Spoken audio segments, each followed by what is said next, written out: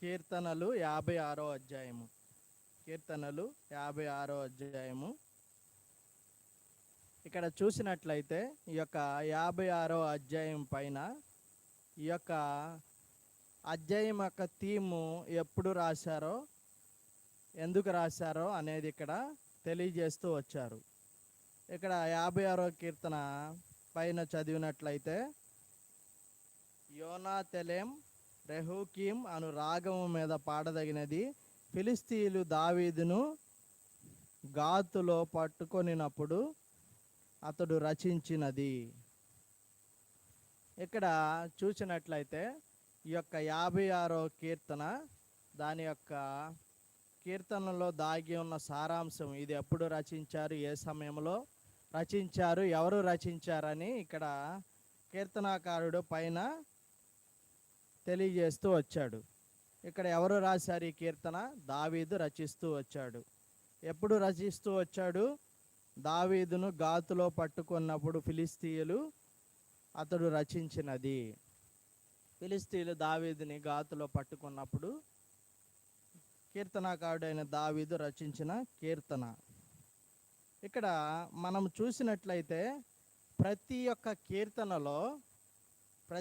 కీర్తనలో 5 విషయాలు దాగి ఉంటాయి. ప్రతి కీర్తనలో మొట్టమొదటి విషయం ఏంటంటే, దావీదు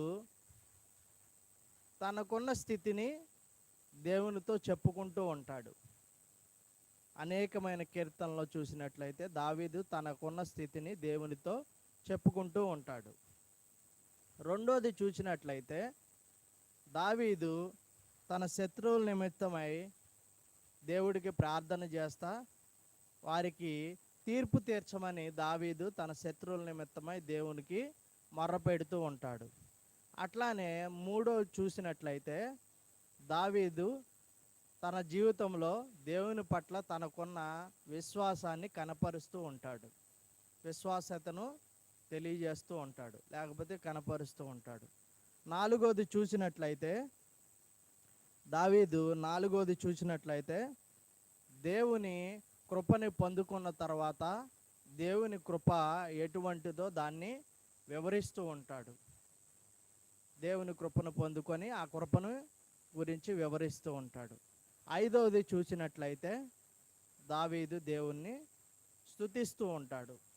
దేవుడు తనకు చేసిన మేలును బట్టి దేవుణ్ణి స్తుతిస్తూ ఉంటాడు. ఈ 5 విషయాలు, మొట్టమొదటిది ఏంటంటే దావీదు తనకున్న స్థితిని దేవుని సన్నిధిలో దాన్ని తెలియజేస్తూ ఉంటాడు. రెండోది, దావీదు శత్రువుల పట్ల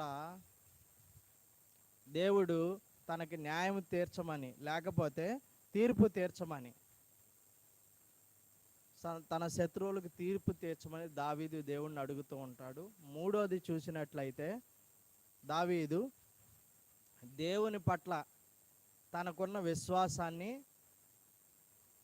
విశ్వాస్యతను తెలియజేస్తూ కనపరుస్తూ ఉంటాడు. నాలుగోది చూసినట్లయితే దేవుని కృపను పొందుకున్న తర్వాత దావీదు దేవుని యొక్క కృపను గూర్చి వివరిస్తూ ఉంటాడు. ఐదోది చూసినట్లయితే దేవుణ్ణి స్తుతిస్తూ ఉంటాడు. ఈ 5 విషయాలు ప్రతి ఒక్క కీర్తనలో, అనేకమైన కీర్తనలో మనకి కనపడుతూ ఉంటవి. అదేవిధంగా ఈ కీర్తనలో కూడా అదే కనపడుతూ ఉంటుంది. మొట్టమొదటి చూసినట్లయితే మొదటి వచనంలో, దేవా నన్ను కరుణింపుము, మనుష్యులు నన్ను మృంగవలనని ఉన్నారు, దినమల్లా వారు పోరాడుచు నన్ను బాధించుచున్నారు.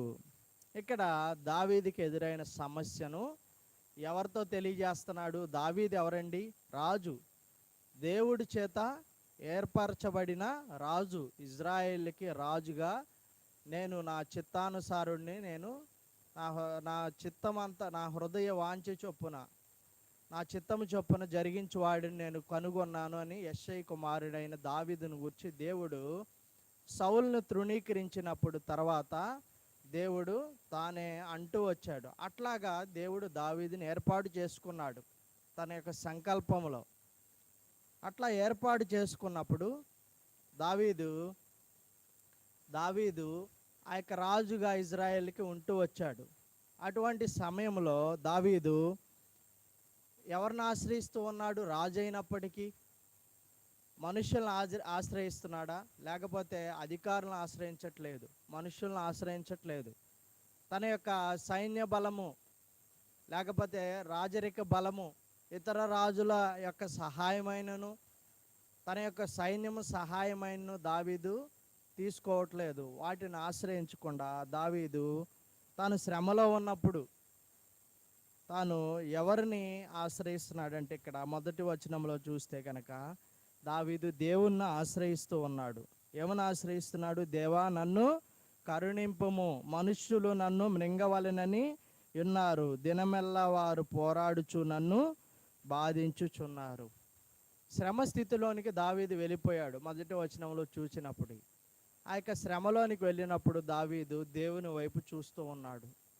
దేవునికి తాను మొర్రపెట్టుచూ ఉన్నాడు. దేవుడికి తన యొక్క స్థితిని తెలియపరుచుకుంటూ ఉన్నాడు, తనకున్న దీనస్థితిని. అంత మాత్రమే కాకుండా రెండో వచనంలో చూస్తే కనుక అక్కడే చూడండి, కీర్తనల గ్రంథం 57 అధ్యాయం మొదటి వచనంలో చూస్తే కనుక ఇక్కడ కూడా దావీదు దేవుణ్ణి ఆశ్రయిస్తూ ఉన్నాడు. నన్ను కరుణింపుము దేవా, నన్ను కరుణింపుము, నేను నీ శరణుజొచ్చి ఉన్నాను, ఈ ఆపదలు తొలగిపోయే వరకు నీ రెక్కల నీడను శరణుజొచ్చి ఉన్నాను. అనేకమైన కీర్తనలు దావీదు ఇదే ప్యాటర్న్లో దేవుణ్ణే ఆశ్రయిస్తూ దేవుడి యొక్క సహాయాన్ని కోరుకుంటూ ఉంటాడు. అట్లానే ఇక్కడ కూడా దావీదు దేవుని యొక్క సహాయాన్ని కోరుకుంటూ ఉన్నాడు. అట్లానే రెండో వచనం చూస్తే కనుక కీర్తనలు 56 అధ్యాయం 2వ వచనంలో, అనేకులు గర్వించి నాతో పోరాడుచున్నారు, దినమల్లా నా కొరకు పొంచి ఉన్నవారు నన్ను మృంగవలనని ఉన్నారు. తన యొక్క శత్రువులు తన పట్ల కలిగి ఉన్న ఉద్దేశాన్ని ఇక్కడ దావీదు గమనించిన వాడై తాను దేవునికి మొర్రపెట్టుచూ ఉన్నాడు. శత్రువులు ఏం చేయాలని చూస్తున్నారంట? మృంగవలనని చూస్తున్నారంట. దినమెల్లా వాళ్ళు దావీదుతో పోరాడాలని చూస్తున్నారంట, దావీదుని బాధించాలని చూస్తూ ఉన్నారంట. అంత మాత్రమే కాకుండా దినమెల్లా దావీదు కొరకు వారు ఏం చేస్తూ ఉన్నారంట? పొంచి ఉన్నారంట. మొట్టమొదటి విషయం చూస్తే వాళ్ళు మృంగవలనని ఉన్నారంట, పోరాడవలనని ఉన్నారంట, బాధించాలని ఉన్నారంట, దినమల్లయ్య వారు కనిపెట్టుచూ ఉన్నారంట దావీదుని నాశనం చేయాలని, పాడు చేయాలని. దావీదు యొక్క జీవితాన్ని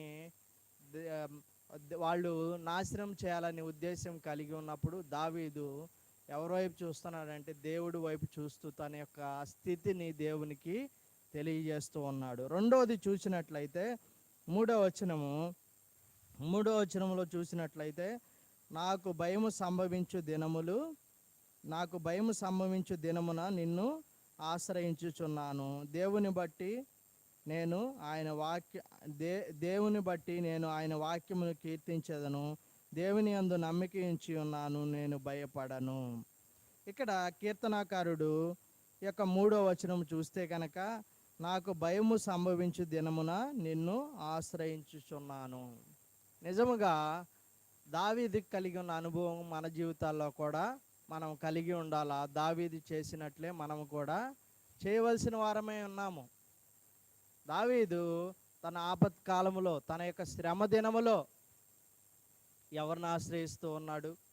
అధికారులను ఆశ్రయించట్లేదు, రాజులను నమ్ముకోవట్లేదు, అట్లయితే తన యొక్క జ్ఞానాన్ని నమ్ముకోవట్లేదు, ధనాన్ని నమ్ముకోవట్లేదు, తన యొక్క సైన్యాన్ని నమ్ముకోవట్లేదు, గుర్రముల్ని రౌతుల్ని నమ్ముకోవట్లేదు. కానీ దేవుని యందే విశ్వాసం ఉంచి, దేవుని యందే నమ్మిక ఉంచి శ్రమ దినమున దేవునికి ఏం చేస్తూ ఉన్నాడు?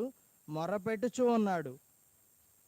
శ్రమ సంభవించే దినమున నిన్ను ఆశ్రయించుచున్నాను అని కీర్తనాకారుడు తెలియజేస్తూ ఉన్నాడు. అంత మాత్రమే కాకుండా ఇక్కడే చూసినట్లయితే కీర్తన గ్రంథము 57 అధ్యాయంలోనే 3వ వచనంలో కూడా అదే మాట దావీదు ఇక్కడ తెలియపరుస్తూ ఉన్నాడు. ఆయన ఆకాశం నుండి ఆజ్ఞ ఇచ్చి నన్ను రక్షించును, నన్ను మృంగగోరువారు దూషణలు పలుకున్నప్పుడు దేవుడు తన కృపా సత్యములను పంపును. అంత మాత్రమే కాకుండా దావీదు ఒక నిరీక్షణ కలిగి ఉన్నాడు. ఏమని కలిగి ఉన్నాడంటే, ఆయన ఆకాశం నుండి ఆజ్ఞ ఇచ్చి నన్ను రక్షిస్తాడు, నన్ను మెంగగోరు వారు దోషను పలుకున్నప్పుడు దేవుడు తన కృపా సత్యములను పంపుతాడు, నన్ను కాపాడుతాడనే ఒక నిరీక్షణ దావీదు కలిగి ఉండి ఆ శ్రమ దినాన దేవుణ్ణి ఆశ్రయిస్తూ ఉన్నాడు. అంత మాత్రమే కాకుండా దావీదు 4వ వచనం చూసినట్లయితే, దేవుణ్ణి బట్టి నేను ఆయన వాక్యమును కీర్తించేదను, దేవుని యందు నమ్మిక ఉంచి ఉన్నాను, నేను భయపడను, శరీరదారులు నన్నేమి చేయగలరు. దావీదికి దేవుని సన్నిధిలో మొర్రపెట్టిన తర్వాత దావీదికి ఒక ఒక శాంతి, ఒక సమాధానము, ఒక నెమ్మది, ఒక నిశ్చయత అనేది దావీదు యొక్క జీవితంలో కలుగుట మనం ఇక్కడ 4వ వచనంలో మనము ఇక సూటిగా స్పష్టంగా చూడగలుగుతున్నాము. ఎందుకంటే దావీదు నోటి నుంచి ఈ మాటలు పలుకుతూ ఉన్నాడు, దేవుణ్ణి బట్టి నేను ఆయన వాక్యమును కీర్తించెదను, దేవుని యందు నమ్మిక ఉంచి ఉన్నాను, నేను భయపడను, శరీరదారులు నన్నేమి చేయగలరు. దేవునితో తాను తన యొక్క ఇబ్బందుల్ని, కష్టాలని తెలియజేసుకున్నప్పుడు దేవుడు తనకి ఇచ్చిన ఆ యొక్క సమాధానము, నెమ్మదిని బట్టి దావీదు ఇంకా ఏమంటున్నాడు, ఆయన వాక్యము నేను కీర్తిస్తాను. మనము కూడా మన యొక్క శ్రమల్లో, శోధనలో దేవునికి మొర్రపెట్టినప్పుడు, దేవుడు సమాధానం ఇచ్చినప్పుడు ఆ యొక్క సమాధానము, మనము దేవుడిచ్చిన సమాధానాన్ని మనం ఏం చేయాలి, ఇతరులకి పంచుకునే వారంగా, ఇతరులకి తెలియజేసే వారంగా, దేవుడు మనకిచ్చిన సమాధానాన్ని బట్టి దేవుడిని మనము కీర్తించే వారంగా, ఆయన యొక్క వాక్యాన్ని కూడా మనము కీర్తించే వారంగా ఉండవలసిన వారమే ఉన్నాము. అంత మాత్రమే కాకుండా దేవుని యందు నమ్మిక ఉంచితే ఇక్కడ భయము అనేది ఉండదని కీర్తనాకారుడు మనకి స్పష్టంగా తెలియజేస్తూ ఉన్నాడు. దేవుని యందు నమ్మిక ఉంచి ఉన్నాను, నేను భయపడను. నా జీవితంలో నిన్ను నన్ను భయపెట్టేవి ఈ లోకంలో అనేకమైనవి ఉంటాయి. కానీ మనం దేవుని యందు నమ్మిక ఉంచితే మన జీవితంలో దేవుడు ఆ యొక్క భయాన్ని అనేది పూర్తిగా తీసివేస్తాడు. నిజంగా ఈ దినమున మనము దేని నిమిత్తం భయపడుతున్నాము? మన ఉద్యోగం నిమిత్తం భయపడుతున్నామా? మన యొక్క చదువులో మనం భయపడుతున్నామా? మనం ఫ్యూచర్ నిమిత్తం భయపడుతున్నామా? మన యొక్క అనారోగ్య స్థితిని బట్టి భయపడుతున్నామా? మన యొక్క ఆర్థిక స్థితిని బట్టి భయపడుతున్నామా? మన యొక్క కుటుంబ స్థితిని బట్టి భయపడుతున్నామా? ఏ స్థితిని బట్టి భయపడినా సరే దేవుని యందు నమ్మిక గనక మనం ఉంచితే గనక దేవుడు మన యొక్క భయాన్ని తీసివేసేవాడిగా ఉన్నాడని కీర్తనాకారుడు తెలియజేస్తూ ఉన్నాడు. అంత మాత్రమే కాకుండా 4వ వచనంలోనే శరీరదారులు నన్నేమి చేయగలరు అని కీర్తనాకారుడు చెప్తూ ఉన్నాడు. ఇక్కడ శరీరదారులు శారీరకంగా దావీదుని హింస పెట్టవచ్చు, శారీరకంగా దావీదుని కృంగదీయవచ్చు, శారీరకంగా దావీదుని తరమవచ్చు. కానీ ఇక్కడ మనం చూడవలసింది ఏంటంటే ఆత్మీయమైన సత్యాన్ని, ఆ యొక్క శారీరక జీవితాన్ని ఆత్మీయత ద్వారా దావీదు జయిస్తూ వచ్చాడు. ఆ యొక్క శారీరకమైన శ్రమలు ఆత్మలో దేవుని యందు విశ్వాసం ఉంచడం ద్వారా, ఆత్మలో దేవునితో నడుచుకోవడం ద్వారా, ఆత్మలో దేవుని యందు నిరీక్షణ కలిగి ఉండుట ద్వారా దావీదు ఏం చేస్తూ వచ్చాడు? దావీదు ఆ యొక్క శారీరక శ్రమల్ని జయిస్తూ వచ్చాడు. నా జీవితంలో కూడా మనము శారీరక శ్రమలు ఎన్ని అనుభవిస్తున్నప్పటికీ మనము ఆత్మీయంగా నడుచుకున్న వారమైతే శరీర క్రియల్ని, ఆ యొక్క శరీర శ్రమల్ని, శోధనని మనము జయించే వారంగా ఉంటాము. దాన్ని ఇక్కడ కీర్తనాకారుడు ఆ యొక్క సత్యాన్ని మనకి తెలియజేస్తూ ఉన్నాడు. అట్లానే 5వ వచనం చూసినట్లయితే, దినమెల్లా వారు నా మాటలు అపార్థము చేయదురు, నాకు హాని చేయవలనన్న తలంపులే వారికి నిత్యము పుట్టుచున్నవి. ఇక్కడ కీర్తనాకారుడు తన శత్రువులు దావీదుకి ఏం చేయాలని తలస్తూ ఉన్నారో దాన్ని తెలియజేస్తూ ఉన్నారు. దినమల్లా వారు నా మాటలు అపార్థము చేయుదురు. దావీదు పలికే ప్రతి ఒక్క మాటను కూడా వాళ్ళు ఏం చేస్తున్నారంట? అపార్థం చేస్తున్నారంట. నా హాని చేయవలనని తలంపులే వారికి నిత్యము పుట్టుచు ఉన్నవి. దావీదుకి హాని చేయాలనే ఆ యొక్క తలంపులు శత్రువులు కలిగి ఉండి దావీదు కొరకు పొంచి ఉన్నారు.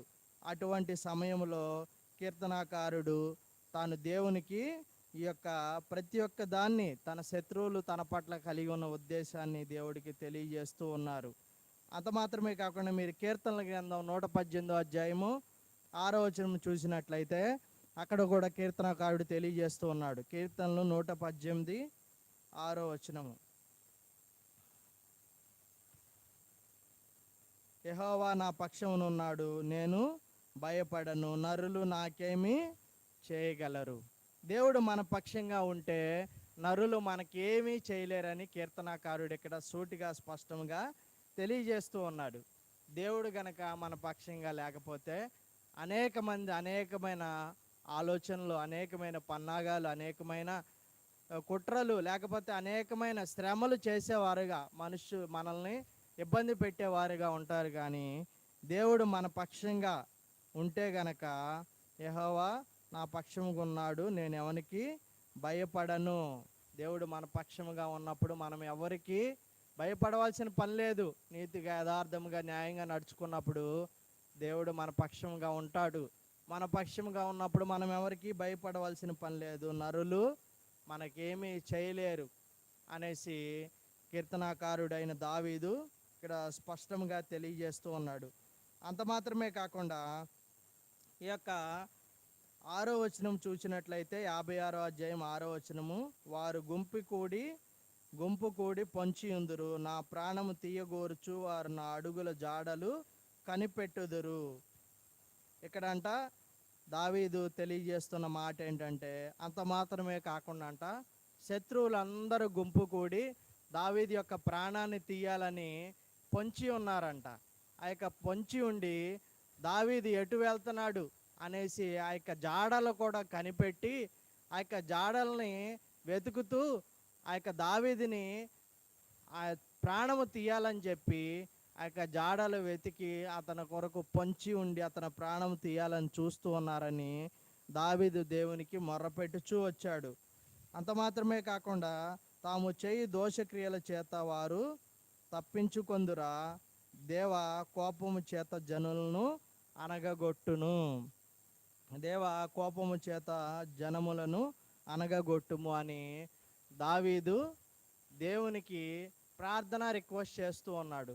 దేవా, వారు ఇన్ని రకాలుగా నా మీద పొంచి ఉన్నారు, ఇన్ని రకాలుగా నా మీద వాళ్ళు పన్నాగాలు పన్నుతూ ఉన్నారు, నా ప్రాణం తీయడానికి వాళ్ళు పొంచి ఉండి నా ప్రాణము వాళ్ళు తీయాలని చెప్పి వాళ్ళు నా అడుగులను కూడా కనిపెడితే నా యొక్క నడవడికను, నా యొక్క మార్గాలను కూడా వాళ్ళు కనిపెట్టి పొంచి ఉన్నారు. కాబట్టి నీవు వాళ్ళని విడిచిపెట్టొద్దు, వాళ్ళు చేసే దోషక్రియల చేత వాళ్ళని తప్పించుకొనియొద్దు అని చెప్పి నీ కోపము చేత వాళ్ళని అనగగొట్టుమని చెప్పి దావీదు తన శత్రువుల నిమిత్తమై దేవుని కొరకు ఏం చేస్తూ ఉన్నాడంటే ప్రార్థన చేస్తూ ఉన్నాడు, విజ్ఞాపన చేస్తూ ఉన్నాడు. అంత మాత్రమే కాకుండా దావీదు తాను చేసిన ప్రార్థనను దేవుడు ఆలకించాడు అనే నిశ్చయతను కూడా కలిగి ఉన్నాడు. 8వ వచనంలో చూసినట్లయితే, నా సంచారములను నీవు లెక్కించి ఉన్నావు, నా కన్నీళ్లు నీ బుడ్డిలో నుంచబడి ఉన్నవి. దావీదు చేసిన ప్రార్థనలన్నిటినీ, దావీదు చేసిన విన్నపములను, విజ్ఞాపనలన్నిటినీ దేవా నువ్వు ఊరికిగా లేవు. నేను ప్రార్థన చేస్తూ ఉన్నప్పుడు ఇన్ని శ్రమలు, ఇన్ని శోధనలు, బాధలు ఇన్ని ఘనంగా వచ్చినప్పుడు, నేను నీకు మొరపెడుతూ ఉన్నప్పుడు నీవైతే నువ్వు వినకుండా ఉన్నావు, నన్ను నా ప్రార్థన విజ్ఞాపన త్రోసివేస్తున్నావని నేను అనుకోవట్లేదు. నువ్వు నా ప్రతి ఒక్క ప్రార్థనలను నీవు లెక్క పెడుతున్నావని చెప్పి నేను ఎరిగి ఉన్నాను. అంత మాత్రమే కాకుండా నేను పెడుతూ ఉన్న నా కన్నీళ్ళనన్నిటినీ నీ బుడ్డిలో కూడా నువ్వు దాచి ఉన్నావని నేను ఎరిగి ఉన్నానని దావీదు తన యొక్క విశ్వాస్యతను, దేవుడి పట్ల తనకున్న విశ్వాస్యతను దావీదు ఏం చేస్తూ వస్తున్నాడు, తెలియజేస్తూ ఉన్నాడు. నేను ప్రార్థన చేస్తాం కానీ కొన్నిసార్లు మనకే కొన్నిసార్లు డౌట్ వస్తుంది. ఎంత ఘనంగా ప్రార్థన చేస్తున్నాము, ఇన్ని దినాల నుంచి ప్రార్థన చేస్తున్నాము, ఇన్ని సంవత్సరాల నుంచి ప్రార్థన చేస్తున్నాము, దేవుడు అసలు నా ప్రార్థన వింటున్నాడా? ప్రార్థన వింటే కనుక ఇంకా ఎందుకు జవాబు ఇవ్వట్లేదు, ఎందుకు నాకు సమాధానం ఇవ్వట్లేదు అని చెప్పి కొన్నిసార్లు మనమే డౌట్ఫుల్గా ఉంటాము, డౌట్ పడతాము. అట్లానే దేవుడి మీద కూడా మనం డౌట్ పెట్టుకుంటాము. కానీ దావీదు ఇక్కడ తన యొక్క విశ్వాస్యతను, దేవుడి పట్ల తనకున్న విశ్వాస్యతను తెలియపరుస్తూ ఉన్నాడు. ఎలా అంటే, నేను చేసే ప్రతి ఒక్క ప్రార్థన నువ్వు వింటున్నావని నేను నమ్ముచున్నాను ప్రభువా. నేను కారుస్తున్న ప్రతి ఒక్క కన్నీరు కూడా నీవు నీ యొక్క బుడ్డిలో దాచి ఉంచావని నేను నమ్ముచున్నావు ప్రభువా అనేసి దేవుడు దావీదు దేవుడి పట్ల తనకున్న విశ్వాస్యతను కనపరుస్తూ ఉన్నాడు. అంత మాత్రమే కాకుండా ఆ యొక్క 9-10 వచనాల్లో చూసినట్లయితే, నేను మొర్రపెట్టు దినమున నా శత్రువులు వెనుకకు తిరుగుదురు, దేవుడు నా పక్షముగా నున్నాడని నాకు తెలియను. దేవుడు తన పట్ల చూపుతూ వచ్చిన కృపను బట్టి, దేవుడు తనకు అనుగ్రహిస్తూ వచ్చిన ఆ యొక్క విజయమును బట్టి, దేవుడు తనకు ఇస్తూ వచ్చిన సమాధానాన్ని బట్టి కీర్తనాకారుడు ఇక్కడ తను దేవుడికి తన యొక్క థ్యాంక్స్ అనేది తెలియజేస్తూ ఉన్నాడు. ఎట్లా తెలియజేస్తున్నాడు అంటే, నేను మొర్రపెట్టు దినమున నా శత్రువులు వెనుకకు తిరుగుదురు, దేవుడు నా పక్షముగా నున్నాడని నాకు తెలియను. కీర్తనాకారుడు ఒక నిశ్చయతలోనికి వచ్చాడు. ఏమని వచ్చాడంటే, దేవుడు నా ప్రార్థనలకు సమాధానం ఇస్తున్నాడని. నేను మొరపెడుతున్నా కదా, నేను మొరపెడుతున్నప్పుడు దేవుడు నా శత్రువులను, నేను మొరపెట్టిన దినమున నా శత్రువులను వెనకకు తిరిగినట్లుగా చేస్తున్నాడు. అంత మాత్రమే కాకుండా దేవుడు నా పక్షముగా ఉన్నాడని నాకు తెలుస్తుందని చెప్పి కీర్తనాకారుడు ఇక్కడ సూటిగా స్పష్టంగా 9వ వచనంలో దేవుడు తన ప్రార్థనలకు సమాధానం దయచేస్తున్నాడు అని చెప్పి కీర్తనాకారుడు విశ్వాసము వ్యక్తీకరిస్తూ ఉన్నాడు. అంత మాత్రమే కాకుండా 10-11 వచనాలు చూసినట్లయితే, ఇక్కడ దేవుని బట్టి నేను ఆయన వాక్యమును కీర్తించెదను, యెహోవాను బట్టి ఆయన వాక్యమును కీర్తించెదను.